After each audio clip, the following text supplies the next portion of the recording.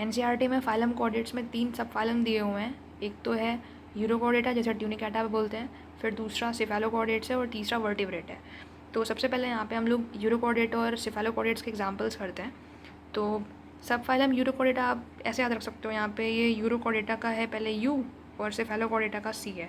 ठीक है, तो फाइलम कॉर्डेट्स में पहले जो 2 एग्जाम्पल्स हैं ये दोनों यूरोकॉर्डेटा के और सिफेलोकॉर्डेट्स के, इसमें ब्रेन बॉक्स या क्रेनियम एब्सेंट होता है, तो आप इसको यू सी ऐसे याद रख सकते हो। ठीक है, तो यू से यूरोकॉर्डेट्स में आता है और सी से सिफेलोकॉर्डेट्स में। फिर यूरोकॉर्डेट्स में जो एग्जाम्पल दिया एनसीईआरटी में वो 3 एग्जाम्पल्स गिवन है। DAS दास, आप इनको ऐसे याद रख सकते हो। डी से डोलियोलम, ए से एसिडिया और एस से साल्पा। और एसिडिया का डायग्राम एनसीईआरटी में गिवन है, ये आपको याद रखना है, राइट। डोलियोलम का डायग्राम नहीं दिया हुआ है और ना ही साल्पा का डायग्राम गिवन है। ठीक है, एसिडिया का डायग्राम गिवन है, आप याद रखना बीच वाला जो वर्ड है ए, इसका डायग्राम गिवन है। उसके बाद फिर सी से सिफेलोकॉर्डेट्स, इसमें एक एग्जाम्पल दिया हुआ है ब्रैंकियोस्टोमा, और इस ब्रैंकियोस्टोमा को हम लोग एम्फिओक्सिस या फिर लैंसलेट भी बोल सकते हैं। इसको तो पहले मेन तो आपको मैंने ऑलमोस्ट सारी वीडियोस में यही बोला है कि आप जितनी बार लिखोगे एग्जाम्पल्स उतने अच्छे से याद हो जाएंगे।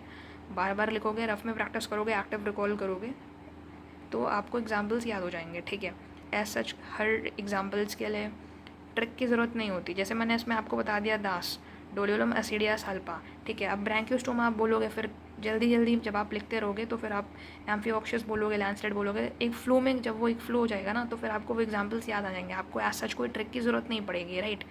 तो अदरवाइज़ मैं आपको उसमें बता देता हूँ फिर भी। जैसे आंवला होते हैं, फ्रूट है ना, सिट्रस फ्रूट है जो, तो AM और LA, आमला, ब्रांच पे लगा हुआ है। ठीक है, ब्रांच, तो ब्रांच यहाँ पे ब्रैंकियोस्टोमा से ले सकते हो, और आमला एम्फिओक्सिस लैंसलेट।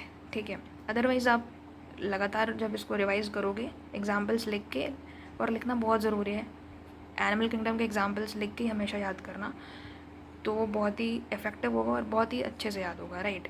यहाँ पे एक चीज़ और, मैंने फाइलम एस्केलमेंथिस में बताया था आपको कि वहाँ पे एनसाइलोस्टोमा लिखा था, तो यहाँ पे अगर उन्होंने एनसाइलोस्टोमा दे दिया ब्रैंकियोस्टोमा की जगह तो फिर वो स्टेटमेंट फॉल्स हो जाएगा, राइट। तो आप याद रखना यहाँ पे ब्रैंकियोस्टोमा लिखा हुआ है।